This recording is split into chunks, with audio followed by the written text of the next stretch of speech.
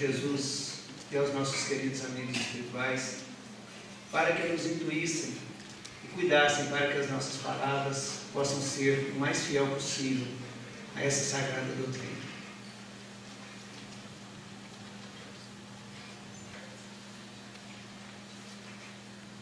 Bom, meus queridos companheiros, o assunto que nos traz nessa noite, onde a família espírita se encontra em festa, confraternizando-se e fazendo o seu papel de levar o Consolador prometido a toda a sociedade, nos foi pedido para que trabalhássemos um tema que entendemos ser um tema de grande importância, de grande responsabilidade, porque é um tema que envolve diretamente toda a nossa vida, todo o nosso processo existencial, porque ele trata da educação. O processo de educação é a própria dinâmica da vida, a própria dinâmica da evolução. Seria difícil a gente separar qualquer ação da vida do processo educativo. A educação ocorre em todos os instantes, em todos os tempos. Todos nós somos ao mesmo tempo educadores em potencial e educandos em potencial. Porque estamos sempre aprendendo e também estamos sempre ensinando e passando alguma coisa. Mas o nosso tema hoje vai se referir particularmente à educação dos filhos, que Kardec enfatiza muito nas suas obras a importância desse tema, porque nós estamos num momento, num período que nós estamos passando por uma transformação muito grande no planeta em que nós vivemos. Tem sido tema dos diversos encontros aos quais nós temos participado, colaborado, das Semanas Espíritas, o momento do processo de transformação do planeta, de mundo de provas e expiações para o mundo de regeneração. Então, quando nós falamos da educação dos filhos para a criação de uma nova sociedade, o tema tem tudo a ver com o momento que o planeta, que o mundo, o nosso mundo passa, né? Porque o mundo ele envolve tanto a parte corporal, a parte física, como a parte espiritual. Hoje nós espíritas não podemos mais considerar o mundo apenas de um lado, o lado que nós conseguimos ver e sentir claramente. Mas todas as considerações, as cogitações, as nossas ilações acerca da vida devem conter todas as análises referentes aos dois planos da vida, o plano material e o plano espiritual. Quando a gente fala do processo que nós estamos vivendo, esse momento da regeneração, a gente tem por hábito sempre lembrar de uma coisa muito importante na questão do entendimento, da compreensão da doutrina espírita, que tem o tríplice aspecto, o aspecto filosófico, o científico e o religioso, e onde o aspecto filosófico ele vem em primeiro lugar, porque ele é que indaga, que pergunta, para que nós possamos encontrar as respostas através da ciência, do conhecimento, e com o conhecimento já adquirido, já entendendo e compreendendo, nós possamos nos iluminar através da razão. Então consideramos de suma importância que estejamos atentos ao processo da filosofia em nossas vidas, às nossas indagações, aos porquês,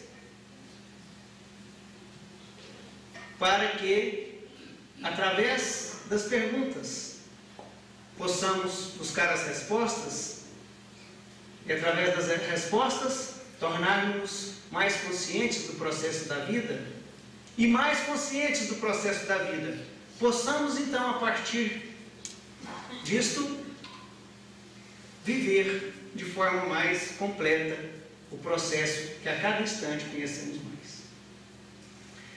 E nessa questão da filosofia, se torna muito importante nós indagarmos sobre o nosso dia a dia, sobre as bases que nós estamos colocando, as nossas ações, as nossas atitudes, sobre os valores que a nossa sociedade tem apresentado, o estilo de vida, por que as coisas acontecem do jeito que acontecem. Porque um dos grandes problemas que nós vamos encontrar em relação à educação é justamente de não percebermos as falhas do processo, por estarmos já acostumados àquilo que é feito, àquilo que é passado, e entendendo assim que isto está correto. E algumas coisas que às vezes está tão acostumado, tão habituado, porque é da própria natureza, mas que a gente não se pergunta, que a gente não indaga. E uma dessas questões é a questão da constituição familiar. Porque desde que nós começamos a habitar as cavernas e a viver em sociedade, quando o homem começou o seu processo de raciocínio contínuo, ele vive em sociedade, ele é um ser social. E isso é o natural nas nossas vidas, é o natural na nossa sociedade.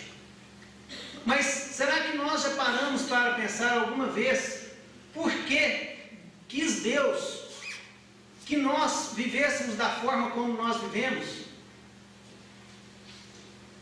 Por que nós existimos em dois sexos diferentes e que há necessidade da união de duas pessoas para a constituição de uma família? Porque tecnicamente nós poderíamos ser hermafroditas, poderíamos numa determinada idade biológica, né, a nossa barriga começa lá a crescer e você tem um filho. Porque a gente vai encontrar lá no livro Evolução em Dois Mundos, quando André Luiz nos narra, quando os amigos espirituais passam a magnetizar positivamente e negativamente o princípio inteligente, fazendo surgir a partir daí a sexualidade, positivo e negativo, masculino e feminino. Antes, o princípio inteligente era assexuado. Aí diz: o espírito não tem sexo. Realmente, o ser pensante não tem sexo definido, mas a condição psíquica da sexualidade está gravada na mente. E nós gravamos mentalmente as experiências que nós estamos encerrando em relação a uma determinada faixa sexual, com finalidades extremamente educativas, ora no sexo masculino, ora no sexo feminino. E aí às vezes a gente coloca se pensar, mas será que já encarnamos em sexos trocados? Certamente todos nós aqui já estamos bem velhinhos, espiritualmente falando, para nenhum de nós ter encarnado num sexo diferente. Mas a gente vai ver que esse processo de migração de uma individualidade sexual para outra, ele não é feito assim, no piscar de olhos. Existe um momento de transição. Então você encontra homens que são extremamente delicados, que estão num processo de transição, e mulheres, que são bem mais grosseiras, vamos dizer assim, porque também estão nesse processo. E entre o homem mais homem, se podemos dizer assim, mais masculinizado, e aquele mais delicado, você tem uma infinita gama aí uma diversa gama de condições, E a mulher da mesma forma. Mas por que nós estamos falando isso? Para que a gente possa entender a necessidade de compreensão, de indagarmos. Por que tem que ter papai, mamãe e ter o filho? E a gente vai descobrir que a função maior da sexualidade não é a procriação. A procriação é um objetivo, mas não a meta final. Porque é através desse objetivo da procriação que se atinge a meta final, que é a vida em sociedade e a educação do amor. É através da vida do casal, da criação dos filhos, é que nós aprendemos, sobretudo, a amar. E através desse processo é que nós evoluímos e constituímos a sociedade e o molde social que nós criamos e recriamos a todos os instantes. E esse modelo nos leva diretamente para um processo educacional, onde os filhos nascem, o casal tem os filhos e ele transmite aos seus filhos os seus conhecimentos, o seu entendimento. E na vida familiar nós vamos encontrar as maiores possibilidades de crescimento e evolução que nós possamos encontrar aqui no planeta. Quando os espíritos perguntam a Kardec o que seria para a sociedade o fim do casamento, os espíritos respondem a Kardec: o recrudescimento do egoísmo. É isso? Então a gente observa que o casamento tem por finalidade o crescimento do amor. E a gente vai observar Kardec também colocando para nós o seguinte, que nesse momento de transição, nesse momento de evolução, a educação ela é primordial, ela é extremamente importante, mas não a educação formal como nós temos visto, como nós entendemos, e nós vamos perceber isso mais para frente no nosso estudo, o porquê que nós precisamos pensar e repensar no processo educacional. Então Kardec vai colocar lá no comentário que ele faz à questão 917, ele diz o seguinte: a educação convenientemente entendida constitui a chave do progresso moral. Então, analisemos. O progresso moral, ele é fruto do progresso intelectual. Está lá na questão 780 e 780A do Livro dos Espíritos. Né? Então, primeiro tem o progresso intelectual e depois o progresso moral.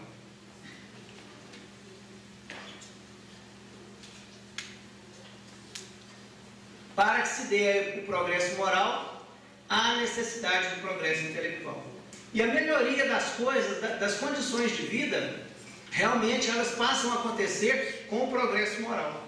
Porque o progresso intelectual ele traz muitos benefícios, mas muitas das vezes esses benefícios eles são colocados para uma pequena parcela da população, para aqueles que podem ter acesso, que podem pagar, para determinados países, determinados povos, determinada faixa da população. Isso é uma coisa muito clara nos dias de hoje. É muito fácil. Quem conhece o Rio de Janeiro percebe, é muito fácil de você perceber isso na cidade como o Rio de Janeiro, onde você está num centro comercial, cercado de prédios, carros novos, e a 100 metros você tem uma favela, tá certo? Onde não tem nem esgoto. Então, o progresso moral, ele deve ser, sobretudo, a finalidade e o objetivo para onde nós devemos tomar. Progresso intelectual para fomentar, para dar base ao progresso moral. E esse progresso moral, como Kardec coloca, a chave do progresso moral está na educação. E quando nós vamos falar de educação, a gente pensa logo que é o nosso tema de hoje, porque a gente vai pensar em muitas variantes. A educação escolar, para o trabalho, mas como nós já dissemos, o nosso tema hoje, vamos tratar da educação dos filhos. E em se falando da educação dos filhos, falamos em família, do objetivo da família. E tem uma questão no Livro dos Espíritos que é extremamente importante, muito interessante, porque se há uma coisa que nós queremos saber nas nossas vidas, é qual é a nossa missão. Não é assim? Casa Espírita, todo dia chega um querendo descobrir qual que é a sua missão aqui na Terra. E é interessante, às vezes a gente coloca que missionários, só os grandes missionários, a gente tem no máximo as tarefas, mas lá no Livro dos Espíritos não é bem assim, né? Ele fala da missão e ocupações dos Espíritos, né? Então fala de diversas missões, cada um traz uma missão. Mas existe uma missão que está declarada no Livro dos Espíritos, está claro. que é a paternidade, na questão 582. Kardec, ele pergunta aos espíritos: pode-se considerar como missão a paternidade? E os espíritos respondem: é, sem contestação possível, uma verdadeira missão. Nós vamos ler toda a resposta, porque essa resposta ela é extremamente importante para os pais, os tios, os avós, a todos aqueles que assumem alguma postura educativa. Como todos somos educadores, para todos nós então.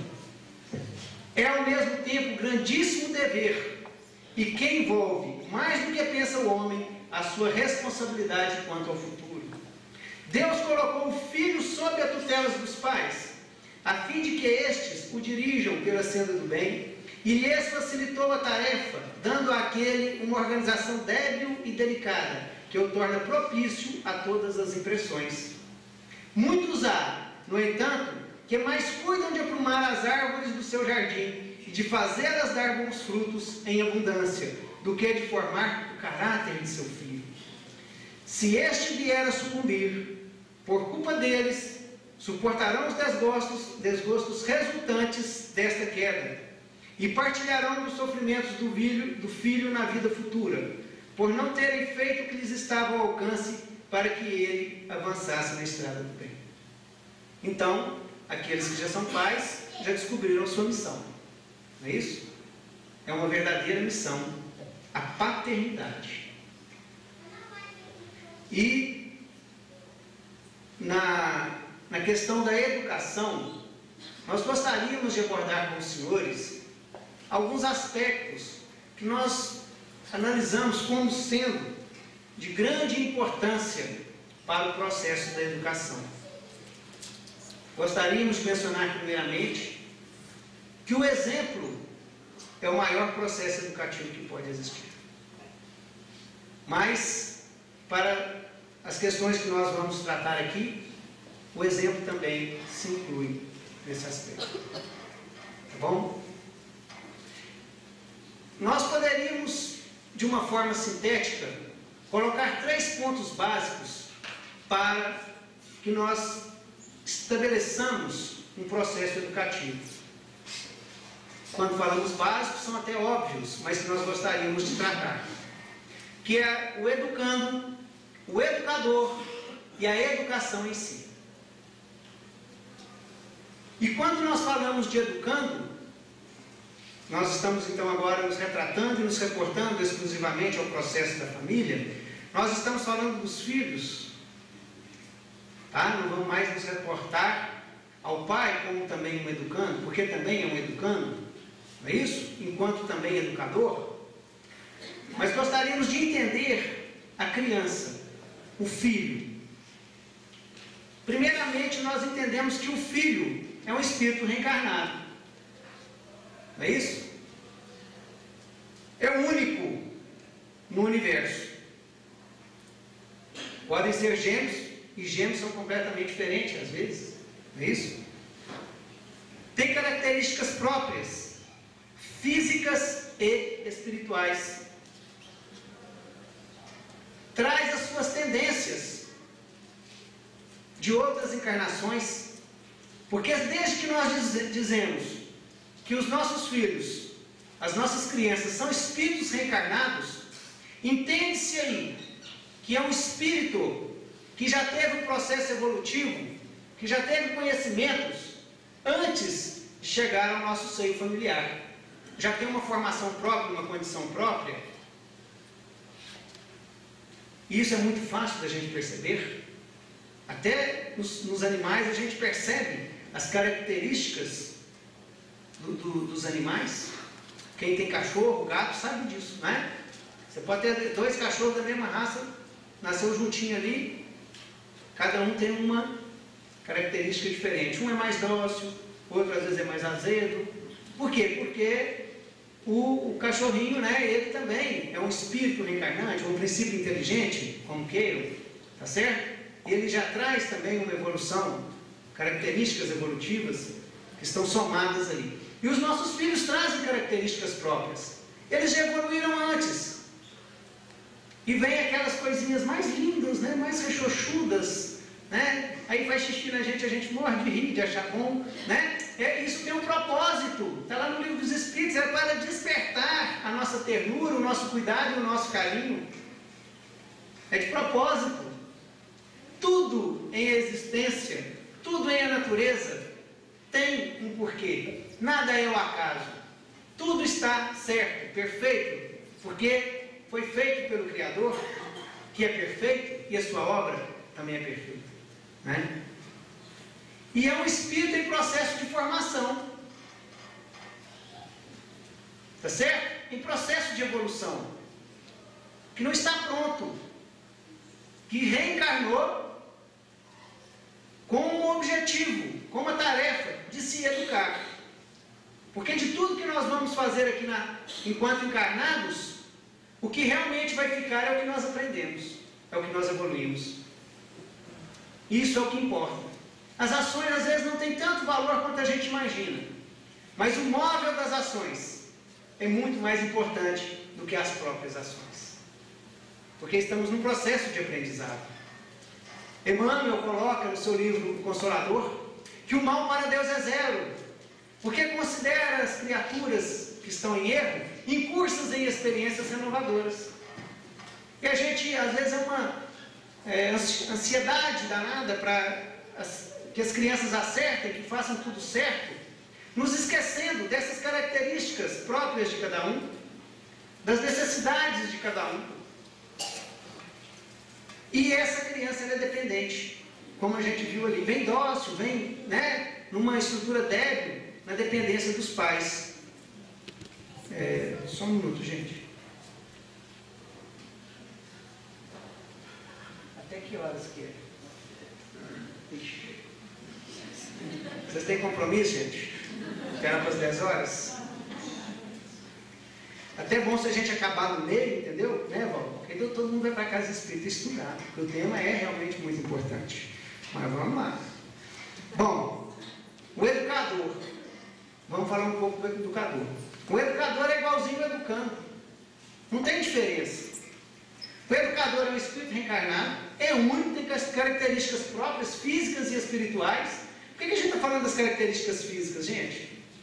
Porque as nossas características físicas, elas são de conformidade com as nossas necessidades existenciais, né? São de conformidade.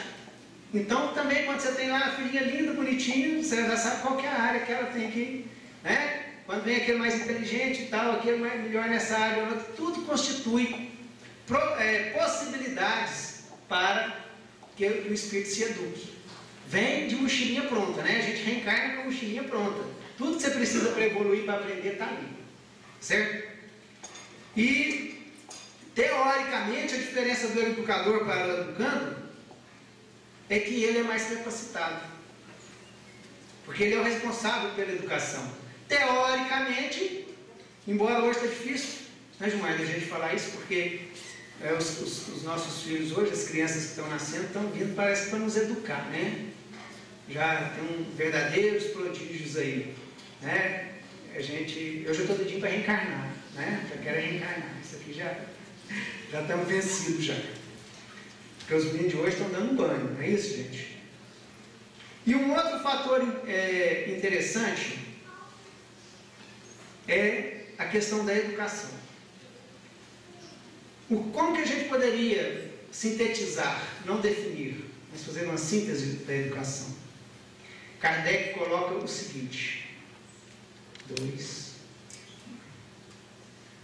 a educação é o conjunto de hábitos adquiridos. Está lá na questão 685 de O Livro dos Espíritos. A educação é o conjunto de hábitos adquiridos. Tá certo? A educação não é conhecimento que você passa para o outro. Isso a gente tem que deixar muito claro. Isso se chama instrução. Tá? Você pode instruir sem educar. E pode instruir deseducando. Porque quem ensina a matar não educa, mas ensina, instrui. Não é isso? A instrução pode ser positiva ou negativa, mas a educação é sempre positiva. Não é isso? Porque ela constitui a evolução. a construção de novos valores positivos, em cima da base que já existe. Então, é um ponto muito importante para nós, educadores, que entendamos a diferença de instruir e educar. Porque muito temos feito em termos de instrução, mas em termos de educação, como que está? Bom, e a educação é constante a partir do momento da criação. Criou, começa o processo de educação. As algas lá no oceano, nas águas técnicas, no de ser poético de Emmanuel, não é isso? Estão em processo de educação. Se a água está mais fria, está mais quente, estão se educando. O processo de nascimento e morte dos animais, numa condição X ou Y, são processos educativos do espírito imortal. Com relação à educação,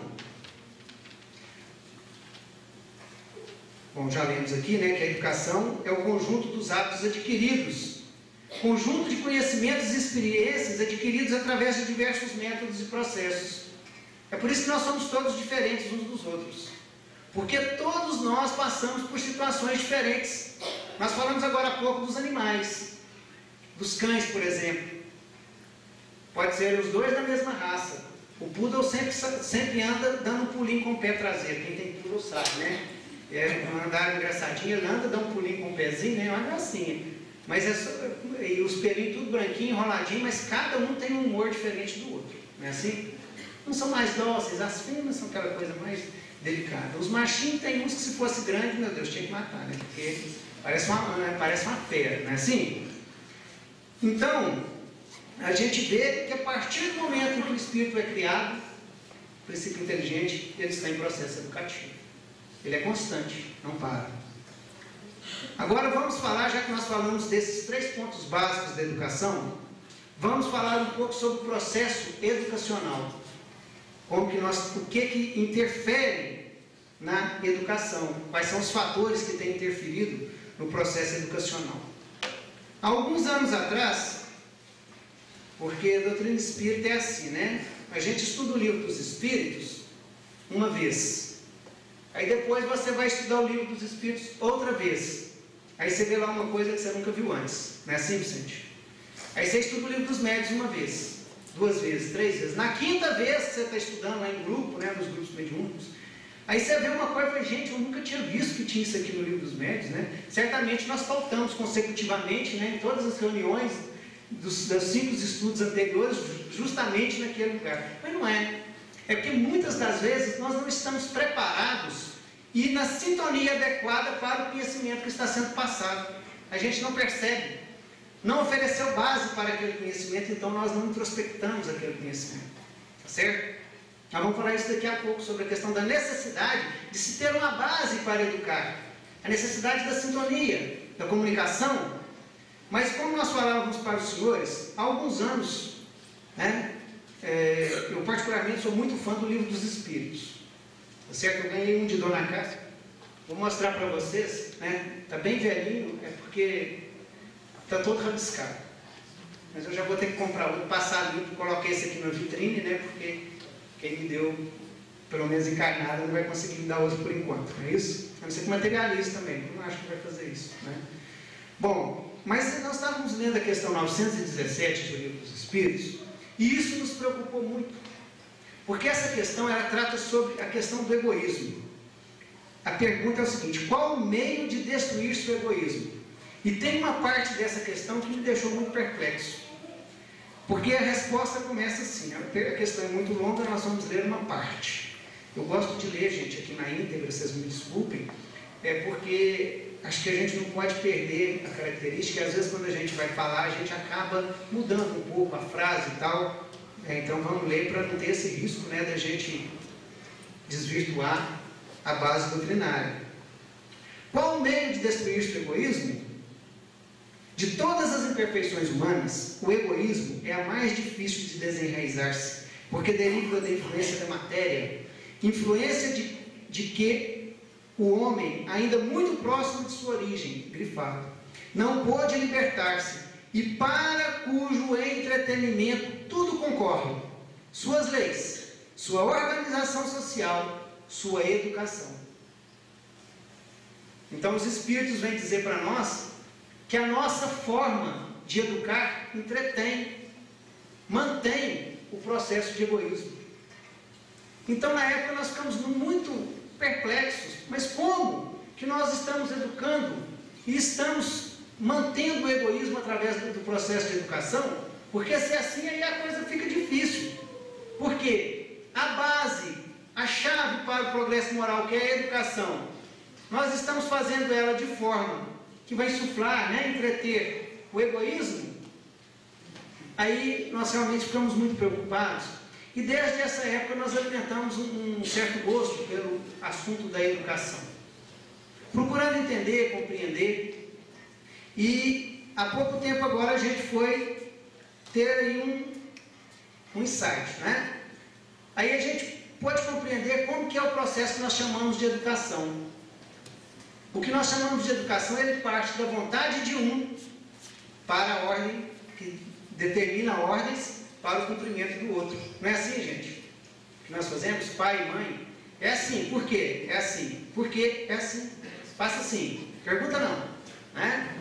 Então, o que nós estamos educando quando nós fazemos prevalecer a nossa vontade sobre a vontade do outro? Sem uma argumentação, sem uma explicação lógica, sem levar ao raciocínio, sem fazer o processo da educação, que o próprio termo educar, como eu aprendi aqui com os nossos professores Gilmar, Arley, nas diversas palestras, que quando nós começamos no movimento espírita, já estavam aí, como diz o Vandril, caindo os dentes, Vandril, dentro do movimento, o Vicente. Educar é tirar de dentro, não é isso?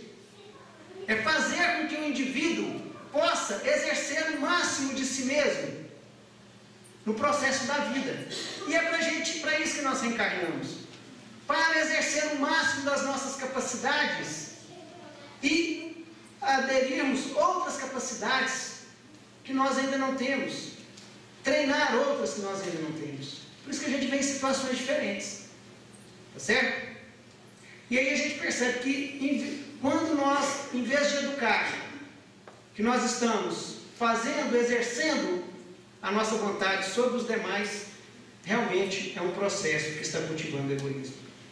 Porque se é um fato na educação, é que nós repetimos nos filhos a educação que nós recebemos dos pais. Tá certo? Isso é muito forte. Às vezes a gente entende o processo reencarnatório das características próprias do indivíduo, isso realmente é muito forte. Mas o processo cultural, os ensinamentos recebidos enquanto criança, por isso que a criança, como vem colocando os espíritos, ela é débil, quer dizer, ela é uma massa que você pode formar, e é para isso o processo de infância. Então, o que se instrui, o que ele aprende, muitas das vezes ele vai usar, vai levar pelo resto da vida. E nós que muitas das vezes fomos filhos rebeldes, porque nossa, meu pai, minha mãe, não sei o que, que fazem isso, fazem aquilo. E hoje a gente, sem perceber, repete nos nossos filhos o modelo que a gente teve. Porque é simples. Porque foi o modelo que a gente teve. Quando nossos filhos fizeram alguma arte, ou fizeram alguma coisa, que nós tivermos de corrigi-lo, qual o primeiro modelo que vem? Quando nós passamos pela mesma experiência quando crianças. Tá certo? É o que está mais gravado, é o que ficou gravado, que está na formação. Não é isso? Vamos lá. Uma outra questão sobre a educação é que realmente apenas o conhecimento, apenas do processo educacional, ele só não basta. Como vem nos dizer ainda Kardec, lá nos comentários que ele faz na questão 917. Ele diz da necessidade de corrigir, de manejar os caracteres, a arte de quando se conhecer a arte de manejar os caracteres, como se conhece de manejar as inteligências, conseguir-se-á corrigi-los, do mesmo modo que se aprumam plantas novas. Então Kardec chamava a atenção para isso, para a necessidade de conhecimento da arte da educação. Então hoje, quando nós falamos de educação, e nós estamos aqui nessa noite especial, justamente para que a gente saia daqui pensando no processo educacional e façamos o máximo possível para quebrar os paradigmas. O que significa? Repensarmos a forma como nós fomos educados e passarmos e tentarmos modificar em nós aquelas que nós entendemos que às vezes não estão corretas. Esses hábitos são muito fortes. Uma vez, meu filho chegou perto de mim, era pequeno, hoje já está maior do que eu. Ninguém achou que ia crescer, né? Cresceu. Achando que ia ficar pequenininho a vida inteira. Bom, aí ele chegou com um caderninho na mão, pai, vou estudar ali com meus colegas. Eu falei, aonde, meu filho? Ali, no passeio, debaixo da árvore, na calçada, ali na beirada. O primeiro impulso é qual? Onde que é o lugar de estudar, gente? Hã? Na mesa, né? Todo pai fala isso, não é incrível? Todo pai fala, por que o lugar de estudar é na mesa? O lugar de estudar, certamente, se nós formos analisar e raciocinar bem, é aquele onde a gente se sinta intelectivamente mais bem predispostos, onde a gente esteja mais tranquilo, possa prestar mais atenção. E isso não necessariamente é numa mesa, mas isso significa o quê? Hábitos adquiridos. Nos ensinaram que o lugar de estudar é na mesa. Então, quando nós falamos da quebra de paradigma, é disso que nós falamos, de que a gente analisa as nossas respostas. Eu estou falando porque realmente eu imagino, penso e analisei toda a situação e concordo que é dessa forma, ou estou dizendo simplesmente por ouvir dizer, por ouvir falar, ou porque fui educado dessa forma?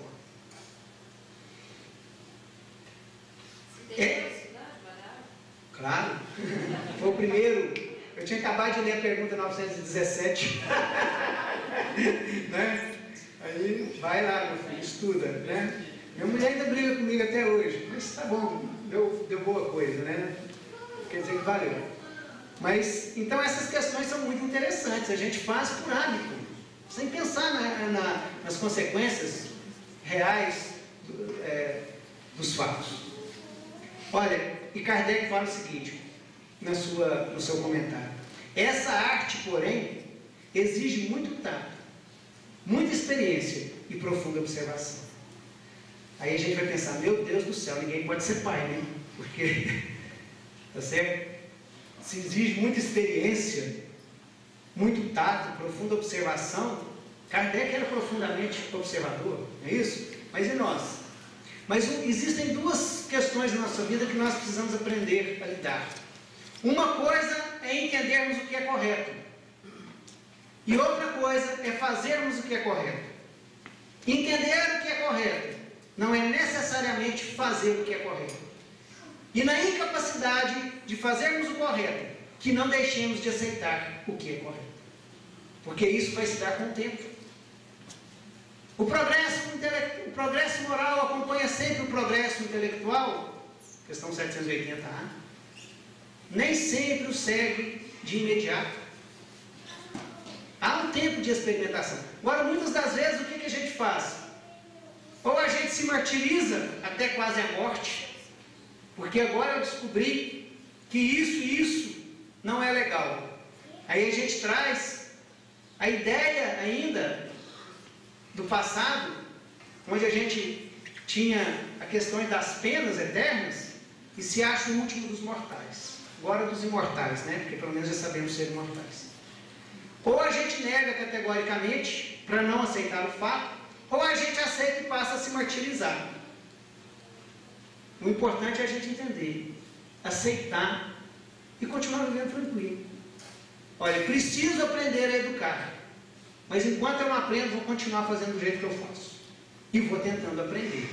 É isso? Porque não existe fórmula mágica. O primeiro passo é o despertar da consciência. Jesus, quando iniciou as suas pregações, a primeira pregação de Jesus era essa: arrependei-vos, porque é chegado o reino dos céus. Então, arrependei-vos significa tomada de consciência, entendimento do processo pelo qual está se passando, porque é chegado o reino dos céus. Porque a partir do momento da tomada de consciência, o progresso, e você aceita o progresso moral, a nossa consciência vai cuidar de que com o tempo a gente chega. Então é necessário a gente estar atento.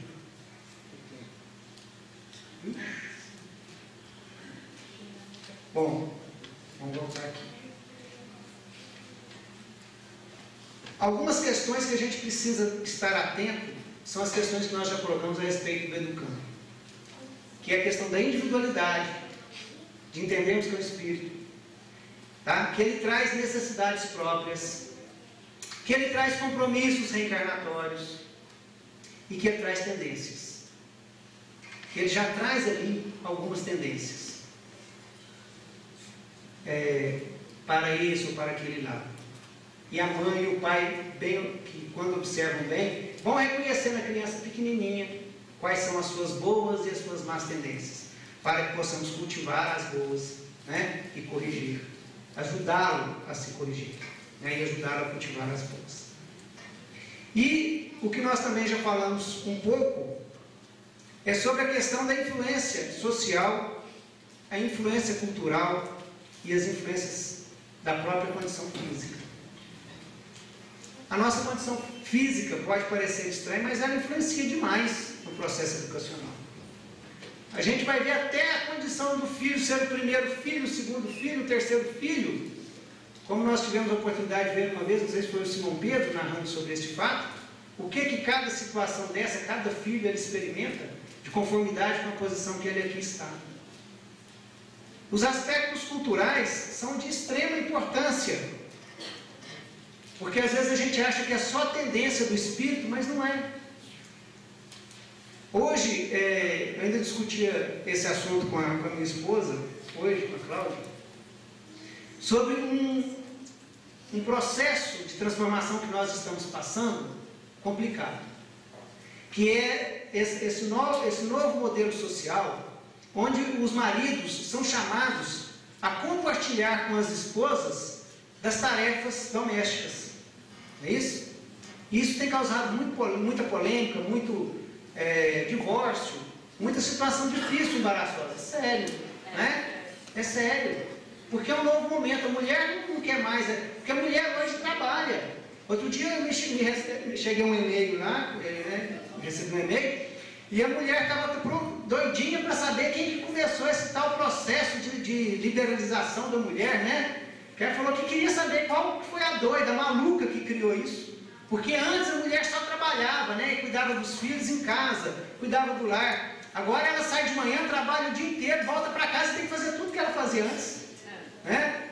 Mas isso muda. A gente vê que hoje realmente é um problema. A mulher precisa de um parceiro ali que possa compartilhar isso.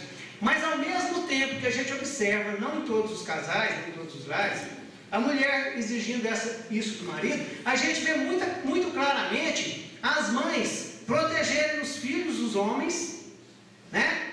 Dando a eles um tratamento às vezes especial, arrumando a cama, arrumando o quarto, tá certo? Coloca café no copo, aquela coisa toda, e às vezes exigindo das meninas que elas arrumam isso, arrumam aquilo outro, tá certo? Então olha o processo cultural, o processo educacional.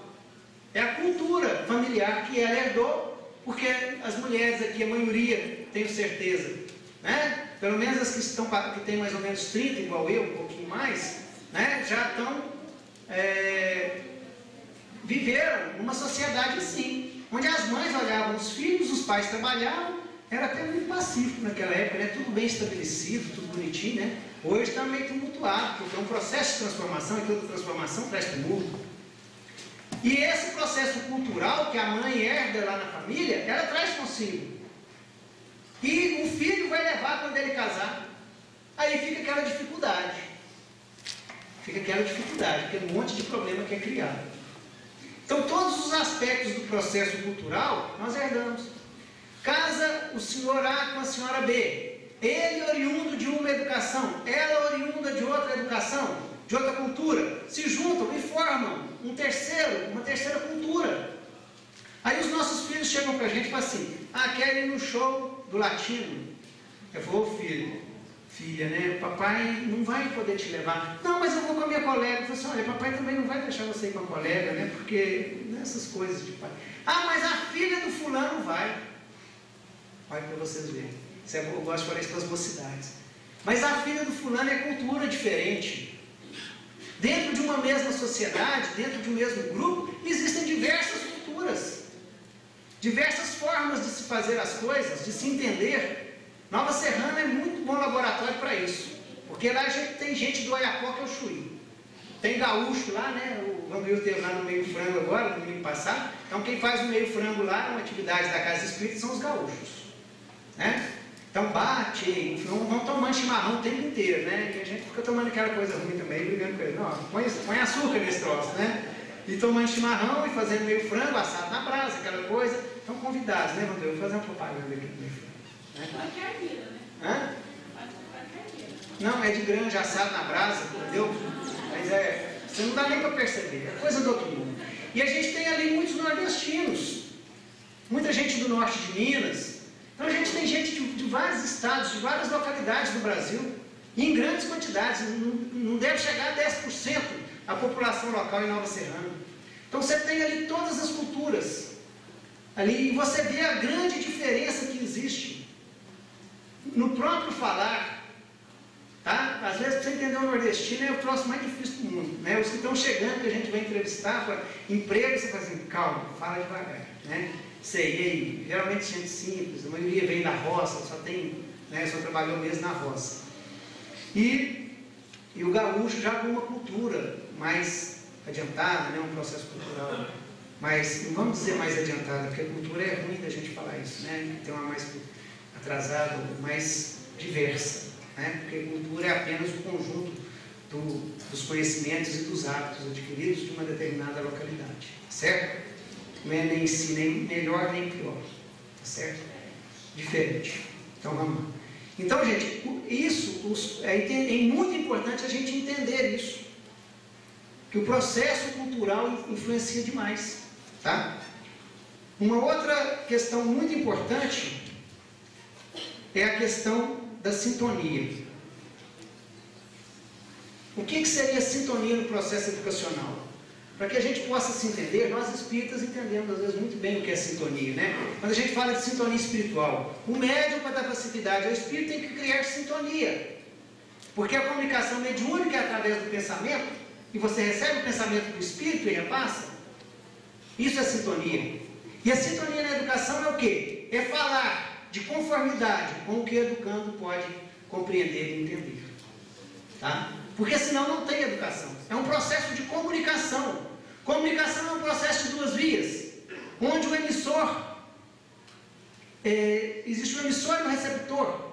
E o receptor, para receber bem, o Vicente é mestre nisso, né, Vicente? Já fizemos curso com o Vicente, aprendemos com ele, onde tem que haver uma linguagem clara para que o receptor entenda. E o receptor, no caso, é a criança. Tem um caso muito interessante, um amigo nosso, o menininho dele já tinha uns 2 anos, e ele conversava assim, e ele sabia perfeitamente o que estava falando, sabia, mostrava a geladeira, queria isso e aquilo, mas era como ele entendia o que a gente falava para ele, ele repetia, né? Então a criança é mais ou menos assim, você fala para a criança, ela não pode comer a manga que está verde, depois você dá um abacate, ela fala assim, não, está verde, né? Porque é o processo de entendimento, de compreensão dela. Acho que é Piaget que narra esse exemplo. Então, é muito importante a gente criar um vínculo. Para que a gente crie esse vínculo, nós precisamos entender o processo antes. Da individualidade, da cultura, dos compromissos, das necessidades, que nós vamos descobrindo nos nossos filhos.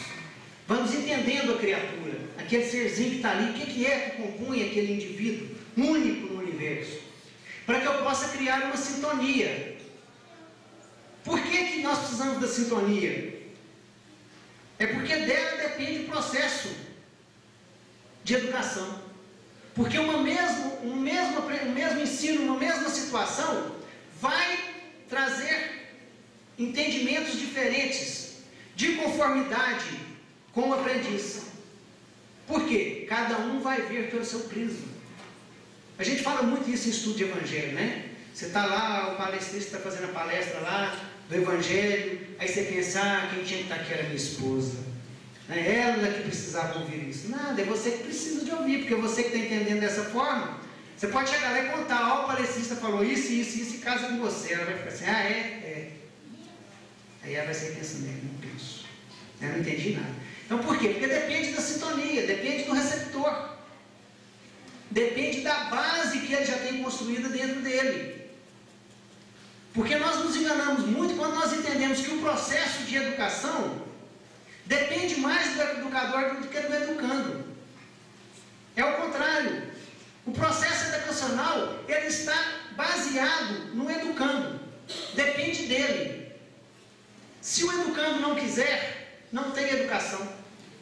Se o educando não oferecer uma base, foi o que nós falamos acerca do estudo do livro dos Espíritos. Por que a gente lê uma coisa e não percebe? Não entende, não vê que estava ali? Ou depois você vai reler e você já percebe. Porque da primeira vez, da segunda, terceira, você não tinha uma base sólida de conhecimento para se fixar outro conhecimento em cima, para se crescer naquele conhecimento. Então o processo educacional depende da base que já está plantada, arquitetada, que o espírito reencarnante traz consigo ao reencarnar, e onde ele está coletando mais dados. Então os nossos esforços devem entender para o entendimento, o estudo, a compreensão. Foi o que Kardec coloca, quando é uma ciência, quando ela exige muito tato, experiência e profunda observação, para que a gente entenda as necessidades dele, entenda a base sobre a qual nós estamos pretendendo construir um novo conhecimento, que é a instrução que nós vamos dar, de forma a fazer com que o educando, o indivíduo, possa se utilizar daquela instrução para criar mais educação. É como se nós fornecêssemos a matéria-prima para que ele construísse, porque ele já tem a base e ele só vai construir se houver entendimento.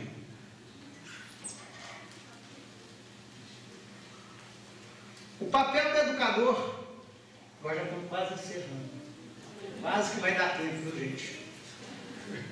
Não é agora? Agora foi que eu tinha 2 horas, domingo ele me deu para 1h10, a culpa é dele. Vou atrasar o relógio. Bom, gente, papel do educador.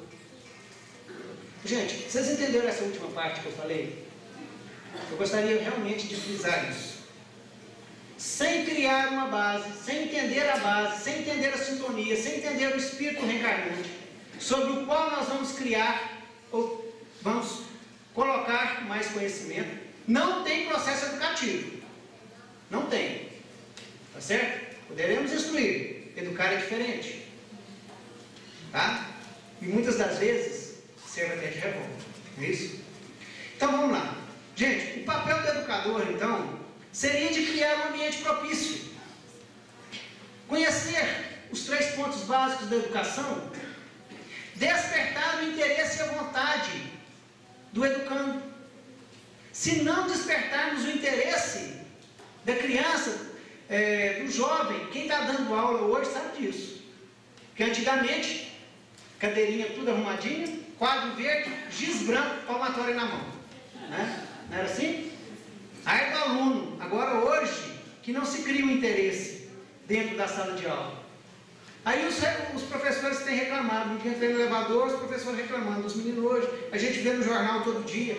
Gente, um menino cresce jogando videogame, letreiro luminoso para todos os lados, televisão, papapá, um monte de mídia eletrônica, tudo digital, tudo última geração. Vai ficar 4 horas olhando para um quadro verde, um giz branco, um caderno cheio de linha. Só da gente pensar já dá tédio. Até em mim deu tédio agora, né? Então, aí é complicado. Criou a vontade, criou interesse. Então, como que educa? Porque na escola nós estamos tendo instrução, mas também educação. A instrução é um dos processos da qual a educação se utiliza. Então, despertar o interesse e a vontade é primordial. Entender o processo da educação, que educação não é instrução. E, sobretudo, como que nós vamos despertar esse interesse? Através da sintonia. Todo momento que se fala de educação, tem que se haver sintonia, tem que se haver pontos comuns, tem que se gostar de coisas em comum. Tem que se falar a mesma língua, traduzindo para o português, claro. Porque senão não tem jeito. Como que vai haver educação? Aí a gente está vivendo os processos que a gente vive hoje. Porque quanto mais eu estudo aqui, mais eu percebo o tanto que eu erro no que nós imaginamos ser educação. Certo? Bom, e para que nós possamos fazer isso, nós falamos no começo que nós somos também educandos. E que o que mais educa é o exemplo. Então todo o processo educacional começa primeiramente com a educação de nós próprios. O filho é a segunda oportunidade que nós temos na vida de reaprendermos. A primeira com os pais e a segunda com os filhos. Porque eles vão mostrar para a gente, queiramos ou não, o que nós somos, o que nós fazemos, como que a gente educa. Eles vão nos mostrar claramente. Alguém discorda? Não é assim? Concorda, Paulo? Não? Tudo bem. Oi? É. Exatamente. Então os filhos são a segunda oportunidade da gente se reeducar. Eu acho que eu aprendi isso foi com o Emerson Pedersen, que eu já ouvi isso em algum lugar. Bom, vamos lá. Gente, para que nós possamos conseguir isso, nós precisamos de algumas coisas básicas. Essa eu aprendi foi com o Naim. Respeito, tá certo? Respeito. Porque o respeito é a base da amizade. Sem respeito não tem amizade que perdure. Se nós não formos amigos dos nossos filhos, dificilmente eles vão querer fazer alguma coisa que a gente passe por eles. Amizade, certo? É a base do amor. Não tem jeito de amar alguém que não seja nosso amigo. Então vá também para os casais, né? Então a base do amor é a amizade. E a base da amizade é o respeito. Tá bom? E através desse processo de autoeducação, do exemplo e do amor, a gente poderá partir para tudo que nós falamos aqui. Tá bom? Agradeço a todos vocês, agradeço a Jesus, aos amigos espirituais, e também a Eliane Zica, que não pôde vir, né? E aí sobrou para mim, tá certo? Vocês transmitam os meus agradecimentos a ela, né? E que Jesus nos abençoe, nos proteja e guarde, né? Muito obrigado a todos vocês e tenham uma ótima semana.